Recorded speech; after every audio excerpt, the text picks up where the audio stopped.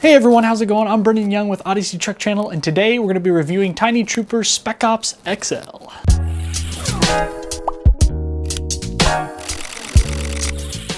So Tiny Troopers has been on PlayStation 4 and Xbox, and now it's on the Nintendo Switch. This game is basically exactly what it sounds like. It's just tiny little troopers fighting bad guys with guns and explosives, and it's just your typical like little third-person shooter game. There's nothing super exciting about it, and there's nothing super groundbreaking about it either. I have nothing to base this game off of other than just playing on a Switch. I'm not basing it off of what the PlayStation was like or the Xbox version was like. I'm just looking at what the Switch version is like as a standalone game.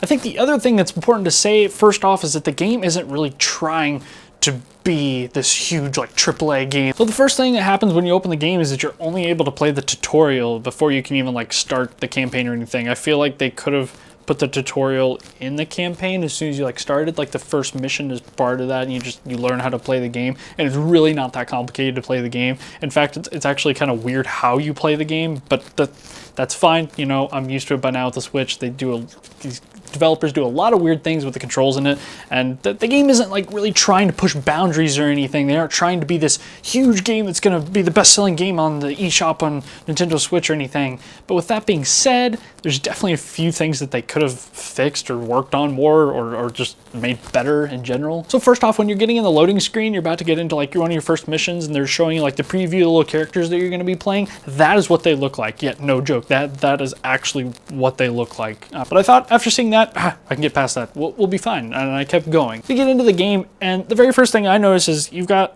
two troopers that jump in, and as soon as you start moving around, you're actually controlling both the troopers at the same time. The other one isn't like a AI or anything, like he does his own thing. No, like you move the characters like next to each other, and that's okay, I guess, but I mean, realistically, you wouldn't really want to fight like right side by side like that because you get shot and die really quickly. But again, I can't be too harsh on this game. I mean, it was only $12.99. So the first missions are really short, actually. I didn't actually get to play through like the entire campaigns or anything. I just kind of wanted to get first impressions on what the game was like, and I played through like half the first campaign, and honestly, like the very first missions aren't even that long. Like here's the first mission.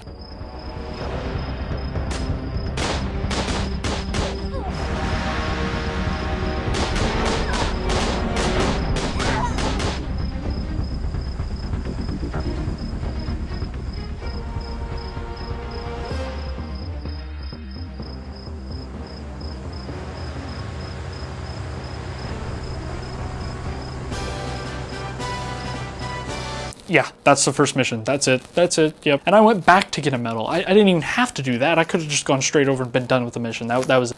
Honestly, in a lot of areas, this game literally felt like a cell phone game that they just kind of ported over to the Switch and you were able to play it. I don't see any reason you couldn't just play this game on your phone. I actually ran into some glitches too. I actually have gameplay footage of it. I was trying to go one direction and it just kept pushing me into another direction. I felt like, oh, maybe the map ends here. No, it didn't. It just was just wrong. The whole thing was just pushing me the wrong way. I didn't even want to go that way. I don't know. The game doesn't really have a lot of perks. I mean, it's fun if you're like waiting for like 5 minutes to like leave to go to a friend's house or something, and you're just really bored and you have absolutely nothing else to do, and for some reason you don't like all the other games that are on the Switch that you may have on your Switch. Okay guys, so overall the game is really good if you're like 12 years old.